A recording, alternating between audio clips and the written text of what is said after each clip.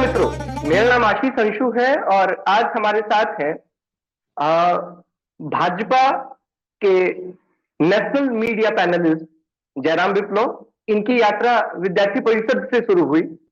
जामिया में विद्यार्थी परिषद में जयराम उत्तर पूर्वी दिल्ली के प्रदेश सह मंत्री थे। उसके बाद वो युवा मोर्चा में आए, युवा मोर्चा में नेशनल एग्जीक्यूटिव रहे और अब वो नेशनल मीडिया पैनलिस्ट है भारतीय जनता पार्टी में। नमस्कार। धन्यवाद अंशु जी, और आपके सभी दर्शकों को भी मैं बहुत बहुत अभिनंदन करता हूं। जयराम भाई, स्वागत है आपका। और आज ये पहला एपिसोड है हमारा। इसमें हम बिहार पे केंद्रित कुछ बातचीत करेंगे। और जब भी मैं आपसे बात करता हूं या आपको कहीं सुनता हूं मीडिया में, तो मुझे लगता है कि आपके अंदर किसी कोने में एक बिहार दिल्ली में रहते हुए भी रहता ही है।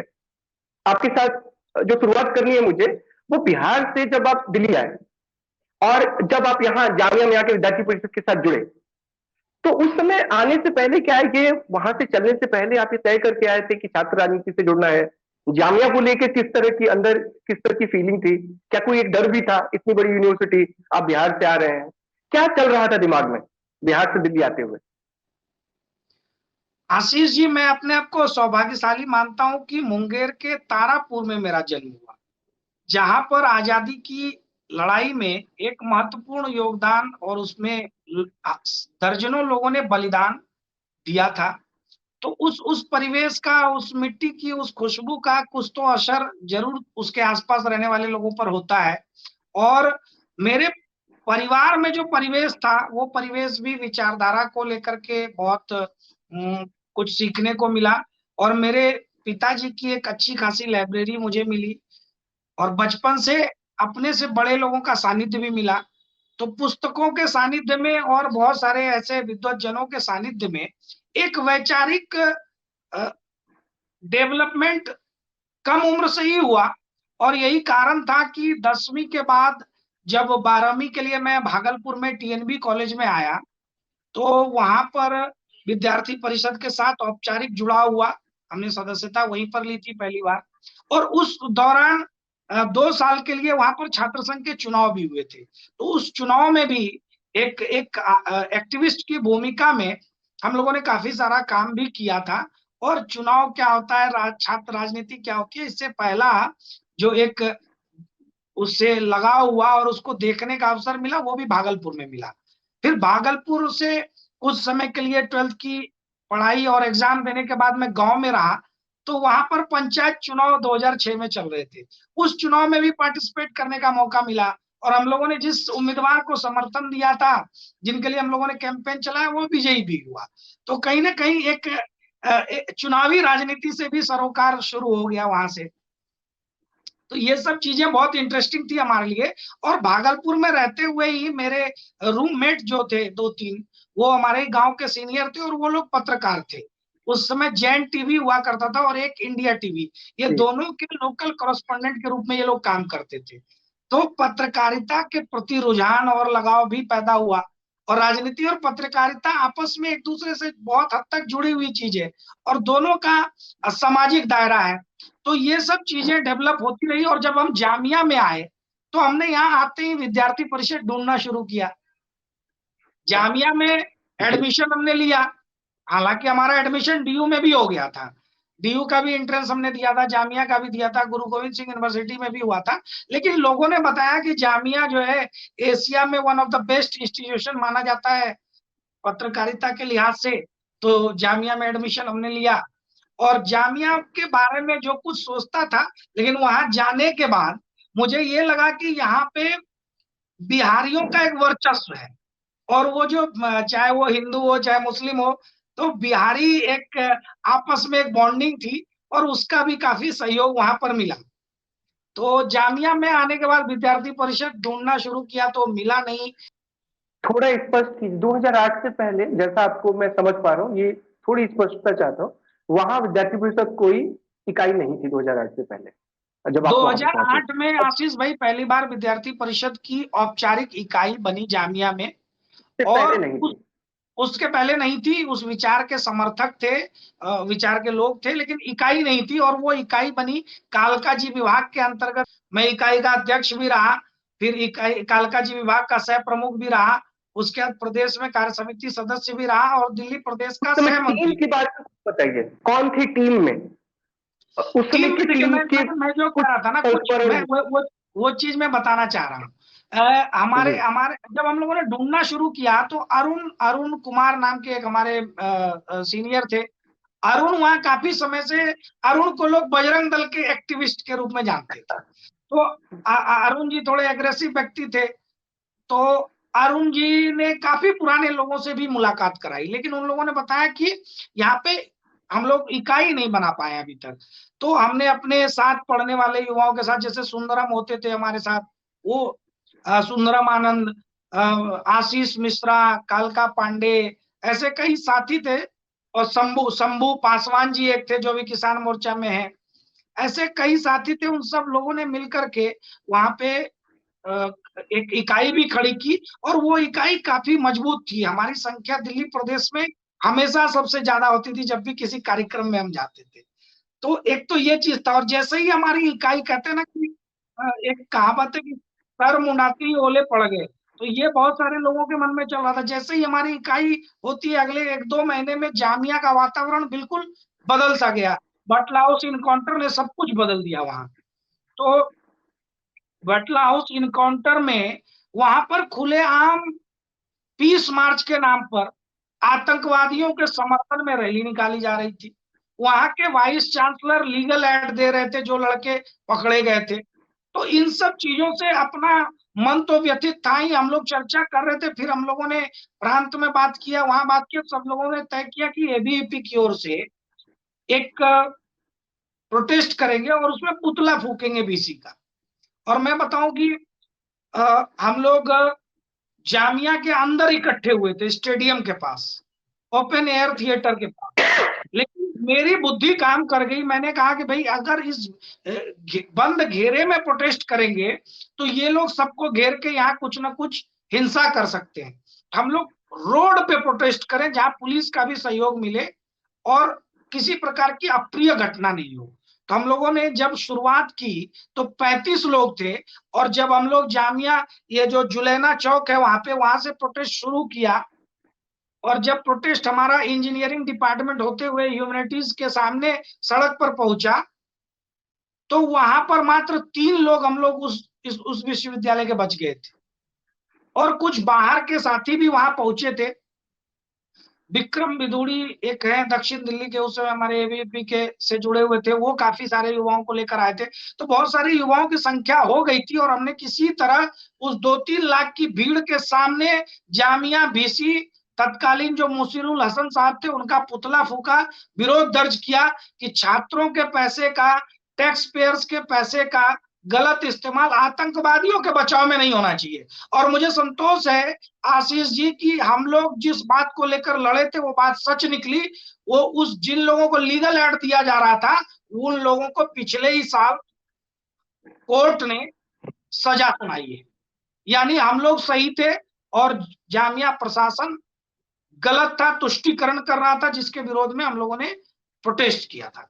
तो इससे एक चीज मिला कि लाखों की भीड़ भी सामने हो तो वैचारिक रूप से जब आप मजबूत हैं या आप सही उद्देश्य के लिए लड़ रहे हैं, देश की बात पर खड़े हैं, तो आप में लड़ने की हिम्मत आ जाती है, चाहे सामने कितनी भी भीड़ हो। बिल्कुल ठीक कहा जयराम जी। अभी आपसे मैं बात करके अगर मैं ठीक ठीक समझा हूं तो आपने एक वाक्य का प्रयोग किया कि रंग लगाने पर प्रतिबंध था। इसको थोड़ा आप स्पष्ट कर पाएंगे जामिया के अंदर? देखिए 2007 का वाकया है, आमतौर पे सब लोग इसको महसूस करते होंगे या उनके अनुभव में आया होगा कि चाहे छोटे बच्चों का स्कूल हो, कॉलेज हो, होली के पहले, छुट्टी से पहले वाला जो दिन होता था, लास्ट क्लास जब होती थी, तो हर जगह, हर इंस्टीट्यूशन में बच्चे बच्चियां, लड़के लड़कियां सब एक दूसरे को रंग लगा के एक होली मनाते हैं। बाकी की क्लास की होली हो गई, मित्रों के साथ होली हो गई, अब बाकी होली तो परिवार में खेलेंगे। लेकिन जामिया में जब यही हमने किया तो हमें जामिया बुल्स, वहां गार्ड को जामिया बुल्स बोलते थे उसमें, तो जामिया बुल्स हम लोगों को पकड़ के ले गए प्रॉक्टर के पास, और बाकायदा 2-2 हजार रुपए का जुर्माना हम लोगों ने वहां दिया। रंग खेलने के ऊपर प्रतिबंध था कि आप इस प्रकार की एक्टिविटी नहीं कर सकते। लेकिन उसी जामिया में डिपार्टमेंट के पैसे से और डिपार्टमेंट के प्रांगण में शाम को इफ्तार पार्टियां होती थी। कई पार्टियों में मैं भी शामिल रहा हूं, टोपी नहीं लगाई लेकिन इफ्तार पार्टियों में मैं भी शामिल होता था। तो ये स्थिति थी। तो इसको क्या कहिएगा? अब इसको तुष्टीकरण नहीं कहें या एक पक्षीय सोच नहीं कहें तो क्या कहें? क्या अभी कोई बदलाव है वहां पे या अभी भी ऐसी स्थिति है? नहीं, अभी तो अच्छी स्थिति मुझे लग रही है, क्योंकि 2020 में या 19 में मुझे याद है कि जामिया के ओपन एयर थिएटर में विद्यार्थी परिषद का बैनर लगा करके, यानी परमिशन ले करके, छात्रों ने वहां होली समारोह आयोजित किया था। बहुत बढ़िया, स्वागत योग्य कदम है ये। एक बात और, ये जामिया में आप आए और फिर आप वैचारिक कामों में भी लगातार आपकी सक्रियता रही। मैं ये जानना चाहता हूँ कि इस बीच में एक जनुक्ति, एक वेबसाइट आपने शुरुआत की थी। वो जनुक्ति का क्या किस्सा था, कैसे वो शुरू हुआ और उसकी क्यों आवश्यकता महसूस हुई आपको?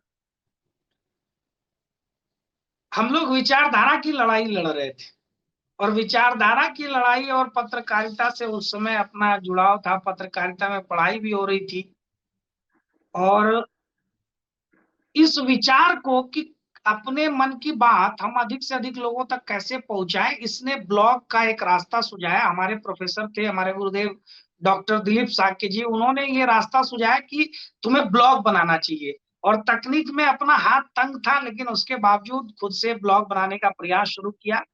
कई असफलताओं के बाद ब्लॉग भी बना, और कुछ मित्रों के सहयोग से, संदीप पांडे, भारत भूषण, इन दोनों भाइयों के सहयोग से जनोक्ति.com के रूप में भी आया 2009 में, ब्लॉग के बाद।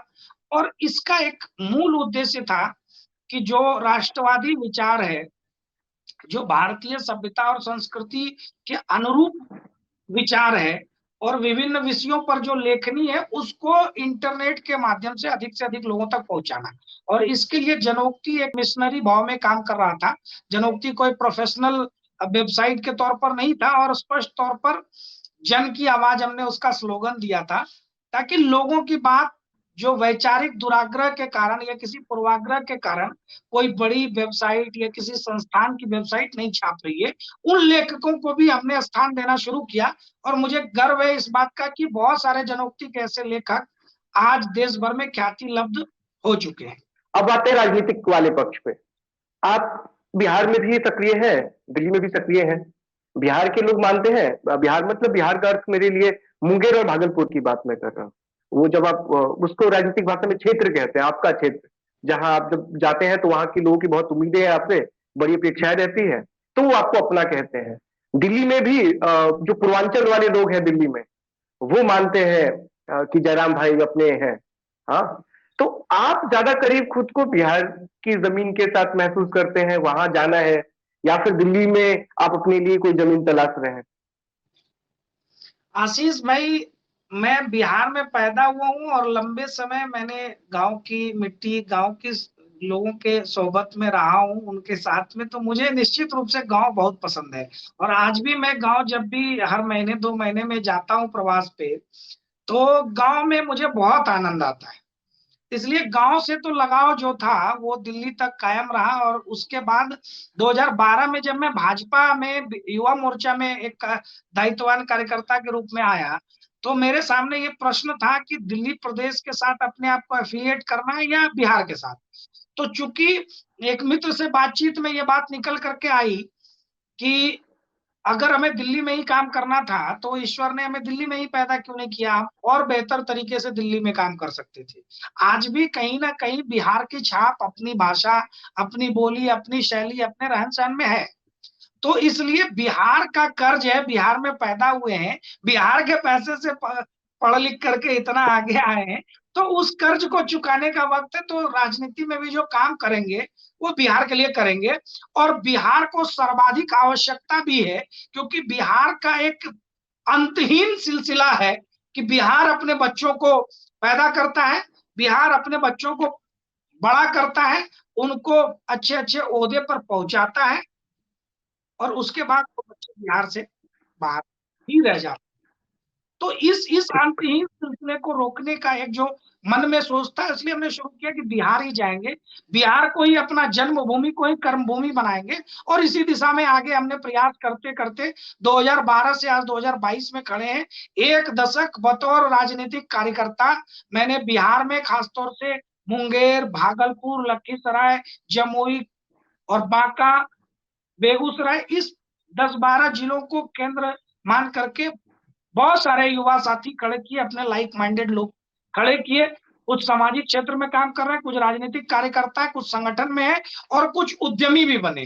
भारतीय जनता पार्टी का बिहार में सरकार होने का कोई लाभ मिला है आपको? एक एक एक मतलब मानसिक तौर पे उसका एक लाभ तो निश्चित तौर पे मिलता है कि आप सरकार में हैं। सामने वाले से जब अपनी बात कहते हैं तो उसको भी लगता है कि हम भी सरकार में हैं। लेकिन अधिकांश काम चूंकि व्यक्तिगत संबंध ही अधिकांश जगह काम आते हैं, और चूंकि हम लोगों ने कभी इसकी जरूरत महसूस नहीं की अपने क्षेत्र को लेकर के, आसपास के अपने व्यक्तिगत संबंधों से ही काम हो जाता है। लेकिन सरकार का एक लाभ मिलता है। और हाल फिलहाल में जैसे पटना में आईजीएमएस, पीएमसीएच, इस तरह के कामों में मैंने देखा है सरकार का भी लाभ मिलता है, संगठन का भी लाभ मिलता है। बिहार के लोगों से जो हुए लोग हैं, उनके अलावा जिन लोगों से बात होती है, तो एक व्यू दोनों का अगर एक साथ कहीं जिक्र किया जाए तो जदयू का पलड़ा हमेशा भाजपा पर भारी रहता है। इस पर कोई टिप्पणी है आपकी? कोई देखिए राय ये तो आपकी? एक ये एक मनोविज्ञान है। जिस पार्टी का मुख्यमंत्री होगा तो निश्चित तौर पे लोग उसको अपने मन से उसका पलड़ा भारी कर देते हैं। लेकिन जनता के हिसाब से, जनता की नजरों में भारतीय जनता पार्टी का पलड़ा किसी भी दल से आज देश में और बिहार में बहुत भारी है, और जनता सबसे ऊपर मैं मानता हूँ। कोविड के टाइम में काफी सारा ऐसा अनुभव आया कि बहुत सारे लोगों की हम सब लोग मदद करना चाहते थे, नहीं कर पाए, बहुत निराशा हुई। बिहार में आप लगातार सक्रिय है, क्या कोई ऐसी घटना हुई जब आप किसी के साथ खड़े हैं, आपको लगता है कि नहीं इसका काम तो हो जाना चाहिए, लेकिन ये पूरी लाल फीताशाही और व्यवस्था की वजह से आसान है, ये हो ही जाना चाहिए? ऐसा कोई अनुभव है क्या आपके पास बिहार में? देखिए बिहार में निश्चित तौर पे जो जो प्रशासनिक व्यवस्था है उसमें बहुत ज्यादा सुधार की आवश्यकता है। 2005 से 10 का कार्यकाल, 10 से उसके बाद का कार्यकाल, बीच का जो कार्यकाल जब भारतीय जनता पार्टी शासन में नहीं थी, तो मुझे लगता है उस समय की जो परिस्थितियां बदली, उसने प्रशासन में बहुत सारी खामी को फिर से पैदा कर दिया, और उसका नुकसान जनता को हो रहा है, इसमें कोई दो राय नहीं है। और बिहार में कई अनुभव है। हमारे ही कार्यकर्ता को अभी इस लॉकडाउन में भारतीय जनता पार्टी के एक हमारे मंडल अध्यक्ष को एक वीडियो ने फर्जी एससी एसटी केस में फंसा दिया, क्योंकि वो घूस नहीं दे रहा था। लेकिन उसके ऊपर कार्रवाई भी हुई, उस कार्यकर्ता के साथ निष्पक्ष जांच करवा के हम लोगों ने उसका न्याय भी उसको दिलाया। लेकिन बहुत सारी लाल फीताशाही की कहानी है। लेकिन हाँ, बहुत सारी चीजें पूर्व के सरकारों की तुलना में बदली हैं।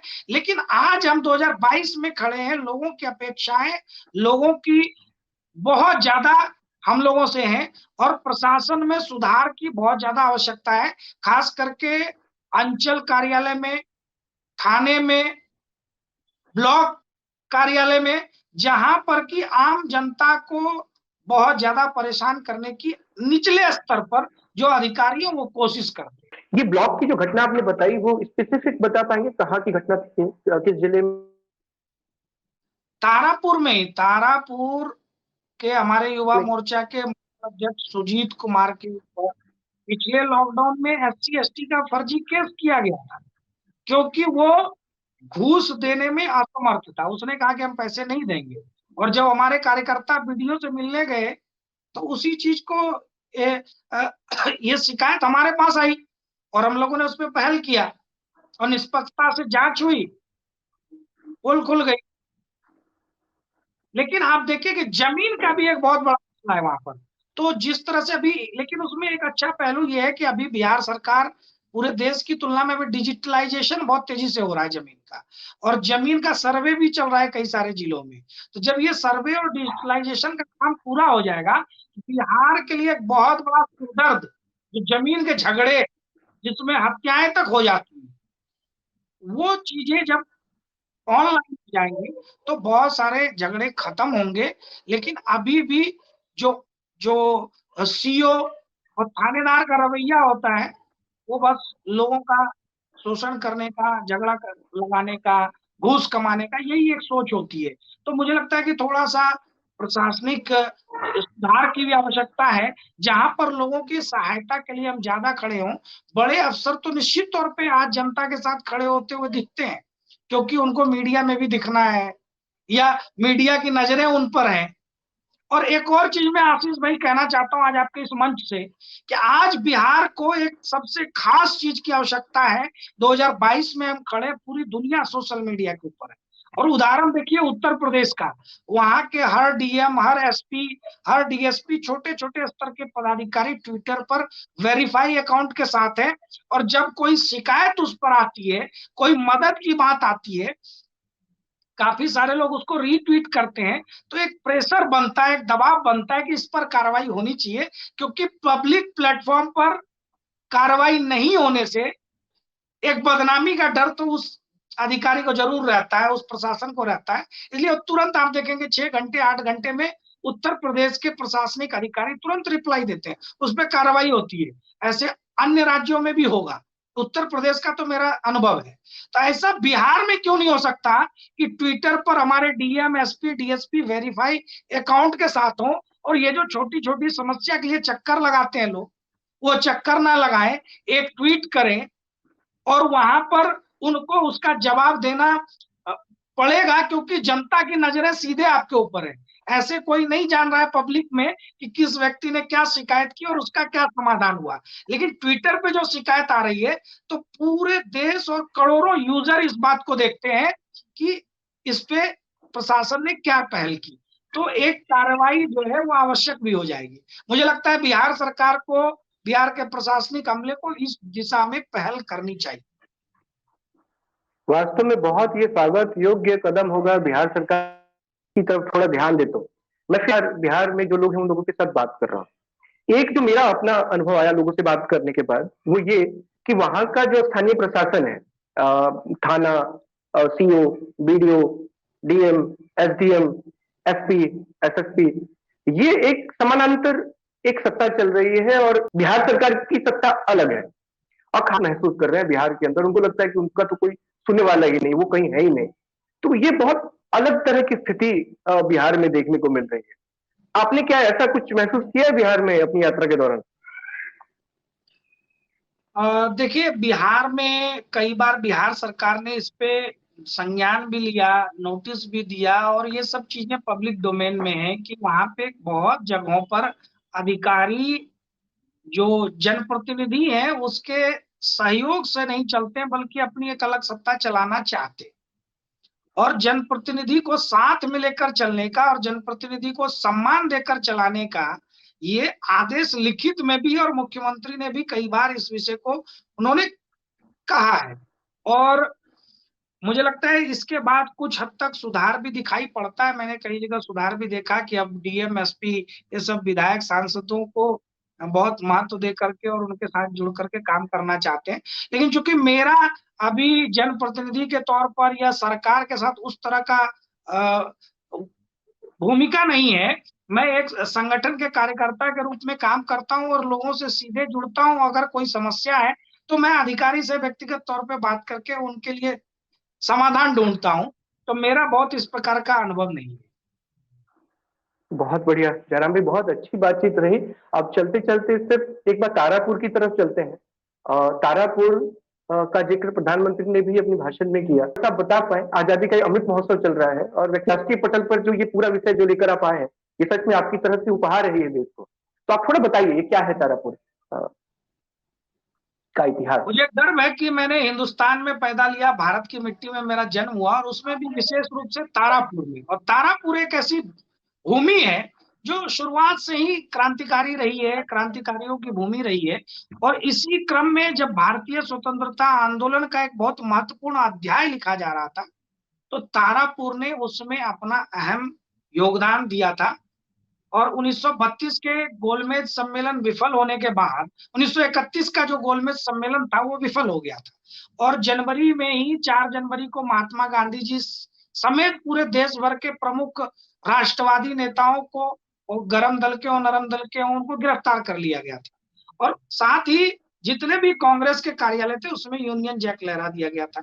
ये इस घटना की पृष्ठभूमि थी। और उस पृष्ठभूमि के आलोक में तत्कालीन कांग्रेस के अध्यक्ष थे सरदार शार्दुल सिंह। उन्होंने एक आह्वान पत्र जारी किया कि आगामी 15 फरवरी को सभी ब्रिटिश भवनों पर राष्ट्रीय ध्वज लहराया जाए, जिससे हम पूरी दुनिया को एक आजादी का संदेश भेज सके। और इस घटना की, इस आह्वान पत्र की प्रतिध्वनि पूरे देश ने और ब्रिटेन की सरकार ने तारापुर के माध्यम से सुनी। और तारापुर में पूर्व नियोजित तरीके से 5 किशोर युवाओं का, 12, 13, 15, 17 साल के युवाओं का एक जत्था तैयार हुआ जिसे धावक दल कहा गया। और एक पैर से दिव्यांग मदन गोपाल सिंह जी के नेतृत्व में 5 युवाओं का एक जत्था थाना भवन में प्रवेश करता है। उनके हाथ से झंडे छीन लिए जाते हैं, वंदे मातरम गाने पर उनको पीटा जाता है। लेकिन उन लोगों ने बड़ी ही चतुराई के साथ कई सारे झंडे अपने कपड़ों में छुपा रखे थे। और चूंकि एक दिव्यांग उसका नेतृत्व कर रहा था, तो पुलिस का दल एक झांसे में भी था कि अरे ये क्या कर लेंगे। लेकिन उन्हीं लोगों ने उस थाने पर झंडा फहराया। इस बीच में पुलिस के साथ जनता का संघर्ष भी हुआ, क्योंकि जब क्रांतिकारियों को, इन 5 को पीटा जा रहा था, तो जनता आक्रोशित हो उठी और उन्होंने पथराव कर दिया। और पथराव के बाद डीएम ने खुद अपने रिवॉल्वर से पहली फायरिंग की। 34 शव घटना के 3 दिन बाद बरामद हुए। कहते हैं कई सारे शव गंगा में बहा दिए गए थे। तो ऐसे अमर बलिदान को रेखांकित करता है तारापुर, जो 15 फरवरी 1932 को ब्रिटिश थाना पर राष्ट्रीय ध्वज फहराने के लिए 34 लोग शहीद हुए थे। और उस शहादत का गवाह, उस बलिदान का साक्षी ऐतिहासिक थाना भवन, जो 1932 में 2 जुलाई 1916 का स्थापित थाना है, वो आज भी मौजूद है। और उसको राष्ट्रीय धरोहर के रूप में संरक्षित करते हुए कैसे उसको आर्कियोलॉजिकल सर्वे एक नए स्वरूप में विकसित करे एएसआई के माध्यम से, तो इसके लिए हम लोग प्रयासरत हैं। और तारापुर के उस बलिदान की कहानी संक्षेप में यही थी, जिसको आदरणीय प्रधानमंत्री जी ने विश्व पटल पर अपने मन की बात के माध्यम से भी बताया था। शत शत नमन है तारापुर के उन बलिदानियों को। और जयराम भाई, आपने अपना बहुमूल्य समय दिया, इसके लिए आपका धन्यवाद। और हम लोग लगातार बिहार के इस मुद्दे पे चर्चा करते रहेंगे, आपके सुझाव लेते रहेंगे। तब तक के लिए नमस्ते। धन्यवाद।